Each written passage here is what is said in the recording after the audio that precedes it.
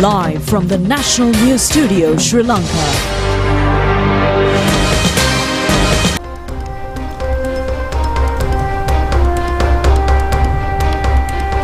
A pleasant evening and a very warm welcome to the National News Broadcast. We are coming to you live from Rupavahini's News Studios. I'm Dilanjali Anand. Very good evening to you. I'm Charita Binipura Arachi, and let's move on to the headlines for tonight's news.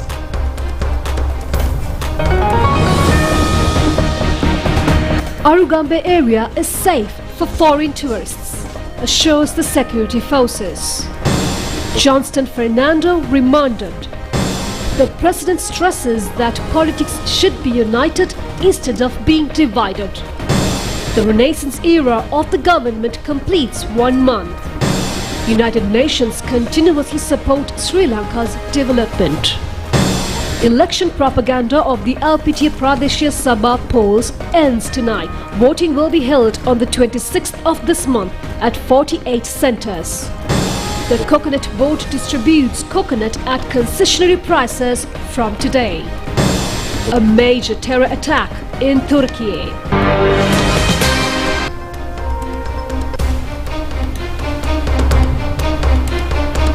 On to those and other stories in detail now, and starting off with the top story. The 4th Magistrate Court today ordered the former Minister Johnston Fernando to be remanded until the 30th of this month. Former Minister Johnston Fernando was arrested under the charge of using a motor vehicle assembled locally and without registration. He was produced before the 4th Magistrate Court today under the Money Laundering Act. At the courts, CRD requested that the investigations in this connection are to the primary stage and the suspect should not be released on bail. The President's counsel appeared for the former minister said that since the case is an offence under the Motor Traffic Act, the suspect can be released on bail. Considering the facts of both parties, 4th Magistrate Tanu Jalakmali ordered the suspect to be remanded up to the 30th of this month until a proper investigation is completed within a period of 1 week.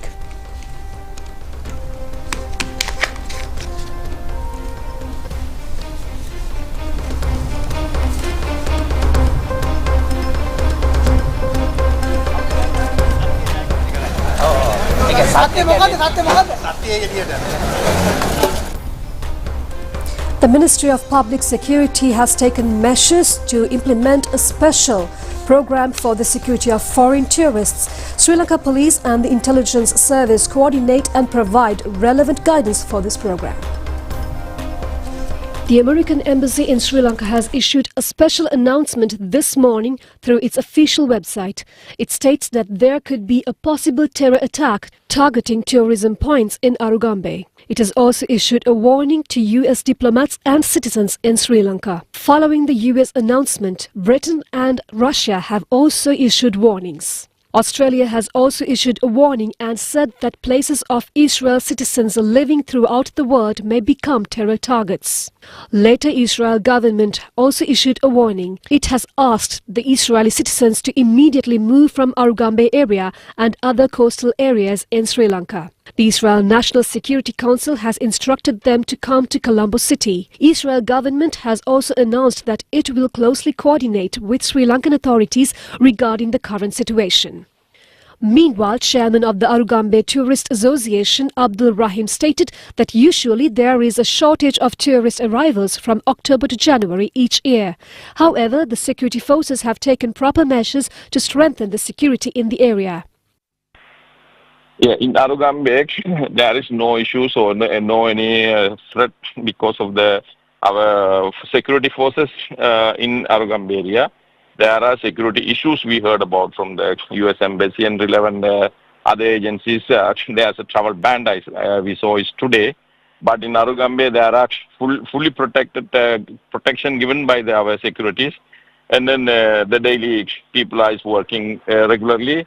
And also we have some tourists around 9 to 13 people in Arugambe. There are no issues look like. We are harmlessly and happily we live in the area as well as a regular days. But the security is given on a high alert security we have in the area. So I kindly thanks to our security and also our President of Sri Lanka Thank you very much. Media Director of the Defence Ministry, Colonel Nalin Herath, said that preliminary security measures have also been taken with the Ministry of Defence and the Ministry of Public Security.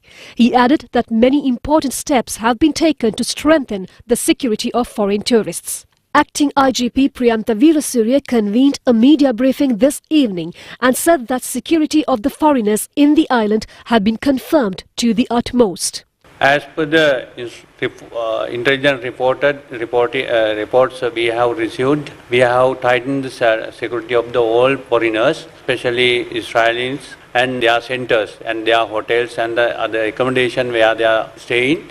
And also we have Sri Lanka police were instructed by have gathered at the several times we received the necessary instruction from the the President, as well as Minister, Honorable Minister, and Secretary of Defence, Secretary of Public Order Ministry.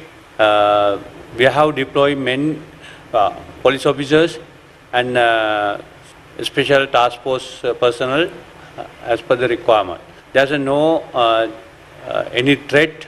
We have identified for the locals. We have because of the threat erupted because of the Middle East war situation. I believe we can overcome this situation without any problem. If any tourist faces a problem, they can inform the Police Emergency Division via the hotline 1997. Meanwhile, in an inquiry made by the national television, Chairman of the Sri Lanka Tourism Authority and Sri Lanka Tourism Promotion Bureau Buddhika Hewawasam said that security in the Arugambe area has been beefed up. A program to look into the foreigners is also underway at present. Yes. First of all, we ensure with all the safekeeping agencies, Ministry of Defence, police and other organizations involved in the safety and protection of tourists in Sri Lanka to explore is there any kind of a threat, plus how we ensure the safety of the tourists. So it has been investigated and found out there's no such threat for tourists in Sri Lanka, and there's no threat which we foresee in future. And the safety as well as the protection of the tourists is being further assured by the Ministry of Defence and the other safety protection agencies of Sri Lanka. And they were even enhanced the safekeeping. If there's any kind of a speculation by any tourists, to eliminate that, they were even enhanced the safety and the protection of the tourists, having additional safety measures. If there's any case, if there's somebody to be worried about, that will not need, because of the fact that all the particular tourist destinations in Sri Lanka are ensured safe. And we are welcoming the tourists. And we actually released our press release today, the statement to the media, both local and the foreign media, ensuring that safety and welcoming the tourists to Sri Lanka. And also we are working with the two operating organizations in Sri Lanka to ensure their counterparts in the foreign countries to bring the tourists to Sri Lanka without any speculation. The safety has been guaranteed to them. And we are also working with our counterpart organizations in the world and continuously updating them the particular safe and the peace in Sri Lanka for tourists. And the situation, there's actually no situation whatsoever, and the tourists can enjoy and entertain and being going around Sri Lanka without any hassle. The freedom has been there, safety has been there, and we assured the freedom, safety, and the particular expectation of the tourists are being matched in Sri Lanka altogether. So we are expecting tourism flow to be continue as it is, and our season, the winter season, will be prosper, and the tourists will be enjoying Sri Lanka altogether. The United Nations says that continuous support will be extended to Sri Lanka's development process. Country's resident coordinator of the UN, Marc-Andre Fonch, stated this when he met Prime Minister Dr. Harini Amarasuriya yesterday. The meeting was held at the Prime Minister's office. There, Marc-Andre Fonch said that the UN will support the programs of alleviating poverty in Sri Lanka and the digitalization program. They also focus attention on the problems in empowering women.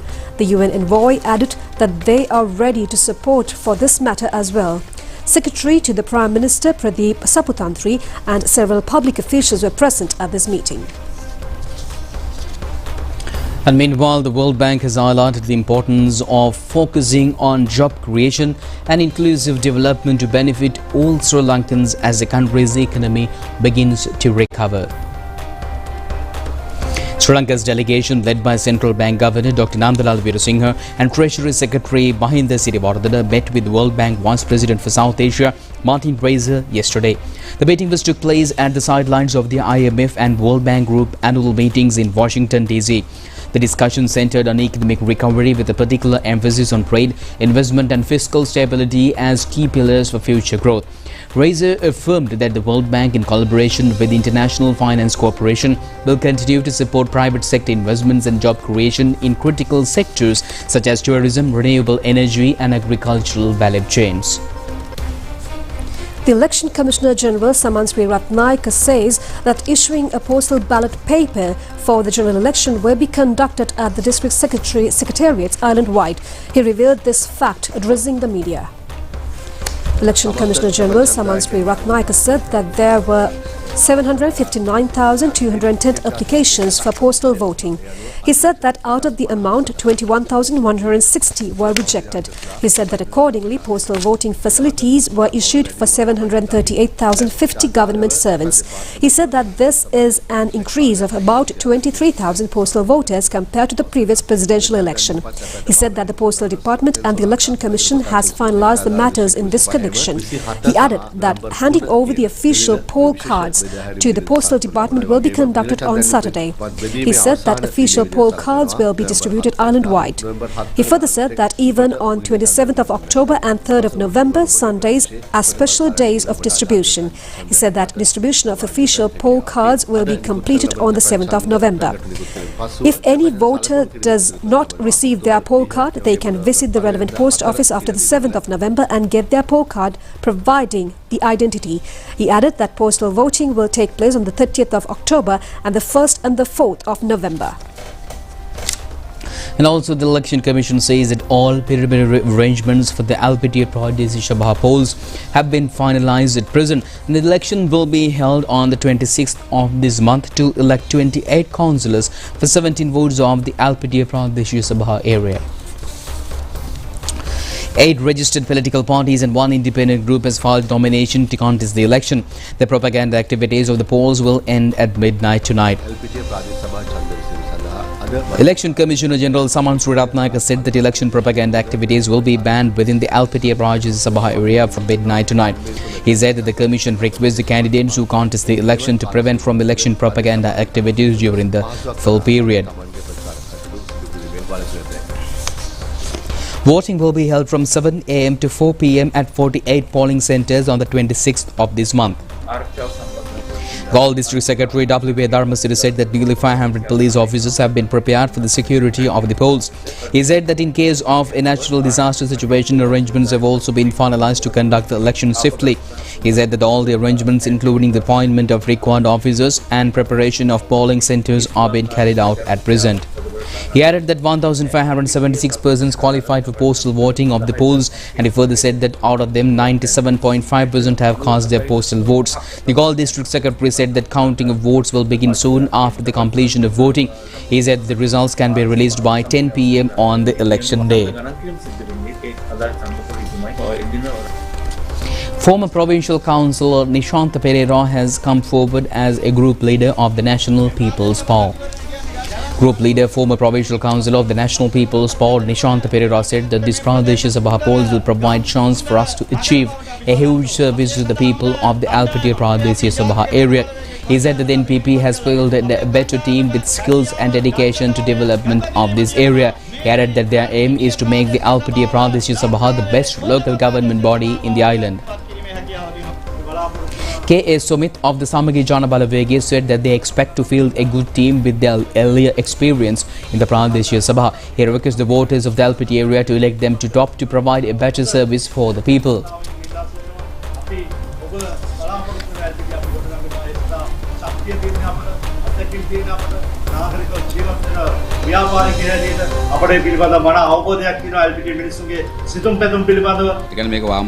Group leader of the Sri Lanka Podujana Peramuna Chaminda Priyadarshana said that this is an area with people of leftist ideologies. He said that the SLPP always won the polls in the past elections, and he added that the SLPP will win this election properly by facing all the challenges. The Supreme Court ordered the Election Commission to act according to the guidance given by the courts yesterday with regard to the nomination paper presented by the Democratic National Alliance for the one-year district. The three-member panel of judges has issued this order in response to the petition filed by the Democratic National Alliance against the rejection of their nomination paper. The courts pointed out yesterday that the relevant nomination paper should be accepted by the returning officers. Accordingly, the Election Commission said that they act according to the court order. This petition was filed by Pararaja Singham, Uday Rasa and two other candidates of the Democratic National Alliance. One-year district returning officer and the Election Commission have been cited as respondents. Another petition filed requesting to dismiss a decision taken by the Election Commission to reject a nomination paper was dismissed by the Supreme Court today. This petition was filed by a social media activist Ashen Senaratna, who presented a nomination paper as an independent group for the Colombo district. The Supreme Court decided that the decision of the relevant returning officer is legal. Now, President Anura Kumara Dissanayake said that politics of unity should be established instead of divided politics. And he made these remarks addressing a public rally held in Trincomalee today. This rally has been organized to secure the victory of National People's Power at the forthcoming general elections.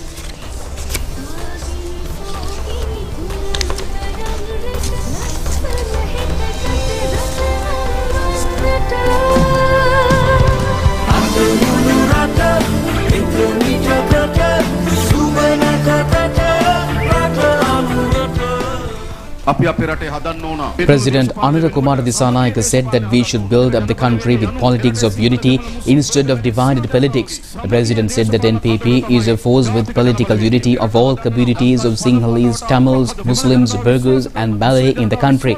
He says that first of all, we have to form a government with all the blessings of Sinhala, Tamil and Muslim communities. He said that it should be a government that all fulfill the aspirations of all communities, and he said that earlier there were governments without public confidence. He said that now that we all should unite to form a government ending the divided area. He said that the government will change any legal aspects that are disruptive for the national unity. The NPP will create a society in which all communities can identify them as Sri Lankans. The president also expressed views regarding the development in Trincomalee. President Anura Kumara Dissanayake said that there is a huge mineral sand reserve in Pulmude. The president said that for over several decades, Sri Lanka exported raw material sand in billions of metric tons to foreign countries. He said that the government is ready to set up a factory to scientifically produce quality minerals. He said that the Trincomalee is gradually decaying in front of your eyes. There are 99 tanks and out of them 24 belongs to the Petroleum Corporation. He said that their tanks are used by a private company to stock water. The president said that the government will renovate the fuel tanks and start a fuel distribution center in the eastern province, and he said that there are several tanks belonging to LIOC. He said that we will form a joint company with LIOC and the Petroleum Corporation and set up a center to sell fuel to foreign market. He said that if it is developing, the government will start a fuel refinery as well. He said that Trincomalee will be made the hub of fuel distribution, and he added that Trincomalee harbour is a leading natural harbour in this region. He said that, however, we couldn't transform it to a strong international level harbour so far, and that under his government it will be developed to the utmost. The former governments had planned to sell the country's resources. He further said that the new government has stopped many such plans and that there was a huge sugar factory in Kantale.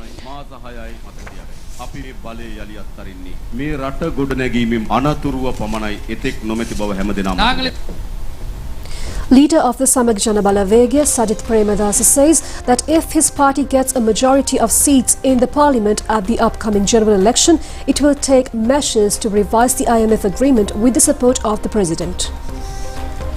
He revealed these facts addressing a public rally held under the patronage of Central Colombo Samag Jana Balavege organizer Mujibur Rahman. The Colombo District Parliamentary Candidate of the Samag Jana Balavege, Sajith Premadasa, said that the government of President Anura Kumara Dissanayake will have to change the tax formula practically following a discussion with the IMF. He said that millions of people are looking forward until the government reduce their direct and indirect taxes. He said that if the people provide a majority of power in Parliament to the SJB, they will be able to work mutually with President Andra Kumara Dissanayake to change the anti-people regulations of the IMF agreement. The SJB will be able to make the government sign a new agreement with the IMF. Therefore, people of the Central Colombo area should vote for the SJB, and voters of the Colombo district and in the entire country should give the SJB a convincing victory at this election.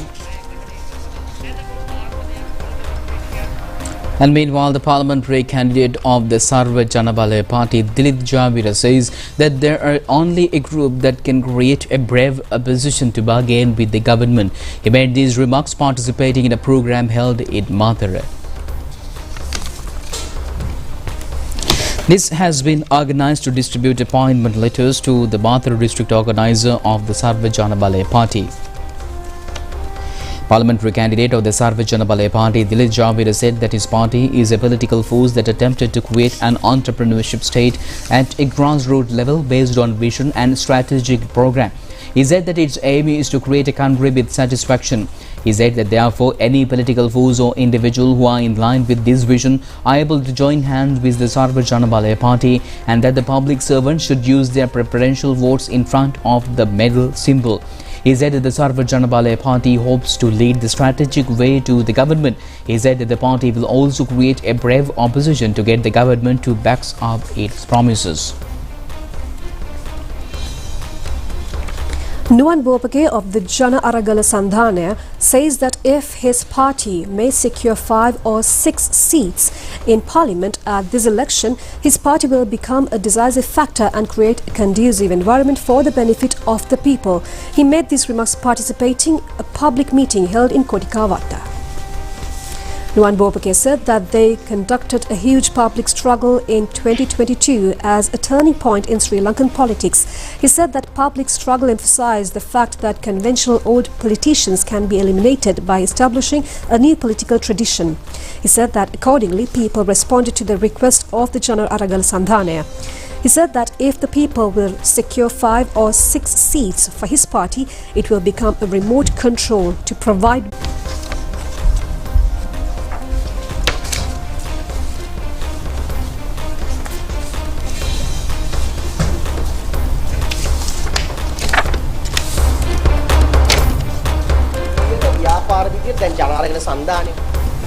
And meanwhile, former parliamentarian Namal Rajapaksa says that Sri Lanka Podujana Perabuna should become a decisive political factor in the future. He made these remarks participating in a public meeting held in Pitakote.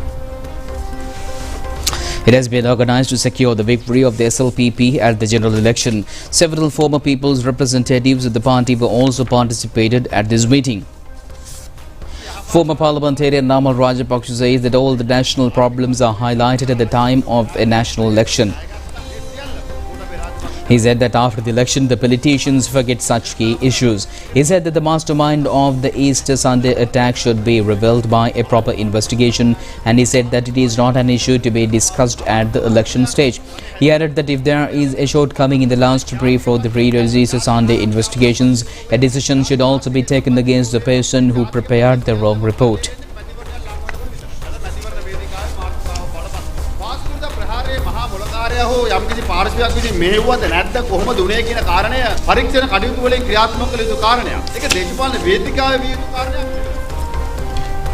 Former President Ranil Wickremesinghe says that the cabinet decision taken during the past period by him as the Minister of Finance to increase the salaries of the public servants should be implemented immediately.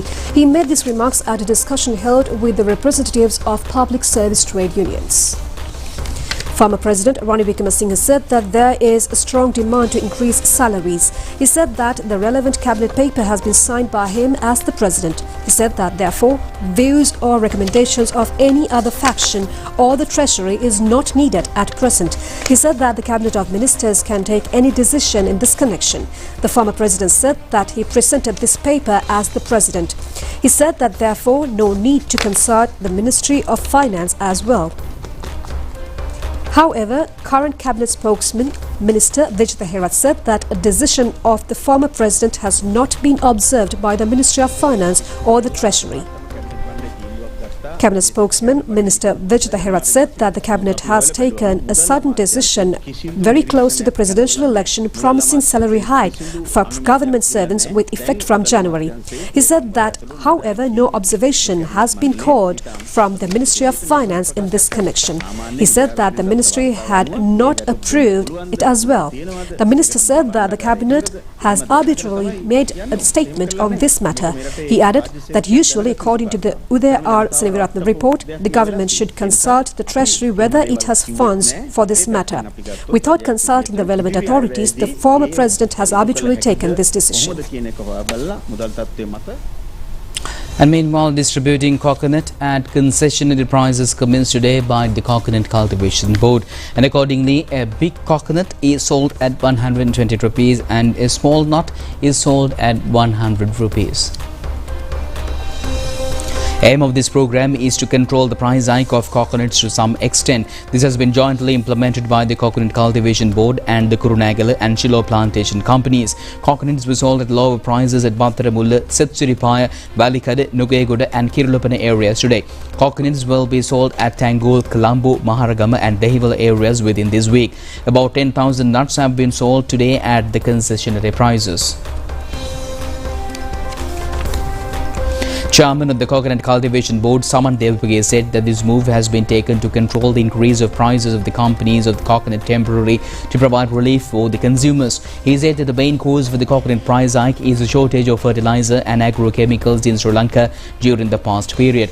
He said that the coconut harvest has decreased by about 50% at present, and he added that price increase is due to the high demand. He said that the Coconut Cultivation Board has taken short-term, medium-term and long-term programs to end this shortage.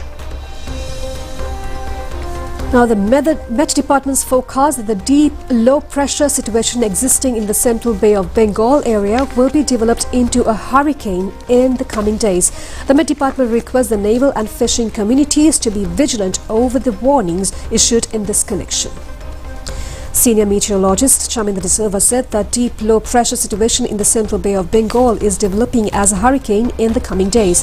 He said that this may enter the Indian subcontinent through Odisha coastal belt.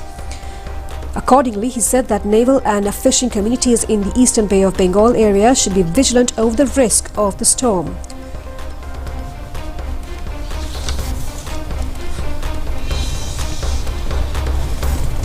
And also, the draw of the City Lottery of the Development Lotteries Board will be conducted on Thursdays and Saturdays from the 1st of November this year.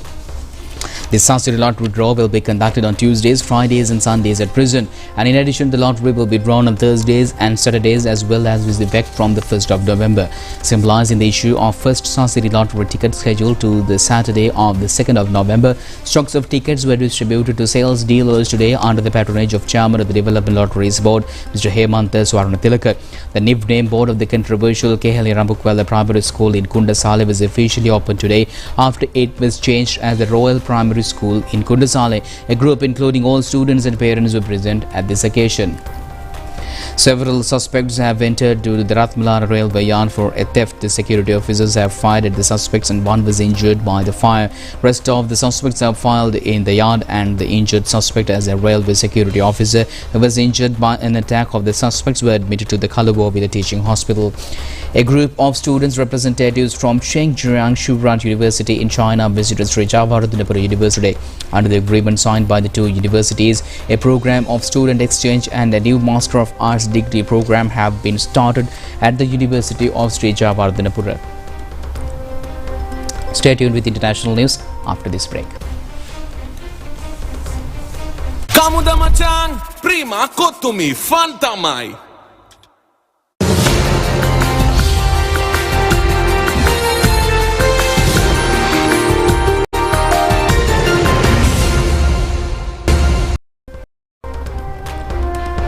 On foreign news, the number of people reported dead and injured after an attack on the premises of the Turkish aerospace and defense company TUSAS. And also, the authorities did not provide further details on this attack on the Turkish aerospace industries located at the outskirts of the capital, Ankara.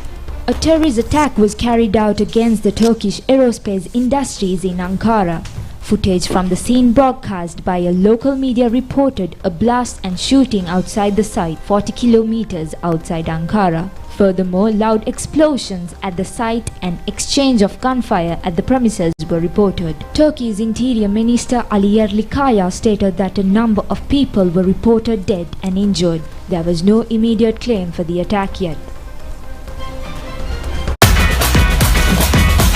Prima Kutumi, Fantamai.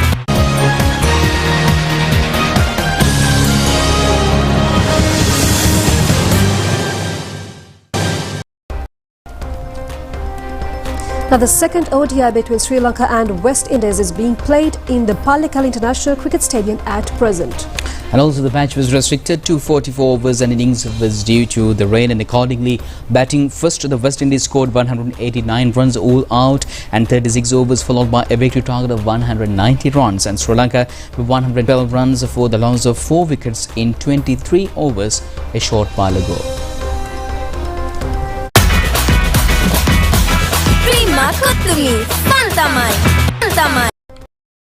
And that's all the news we have for tonight. Join us tomorrow at the same time for the very latest on Channel Eye. I'm the Lanjali together with Charita signing off. Good night. Good night.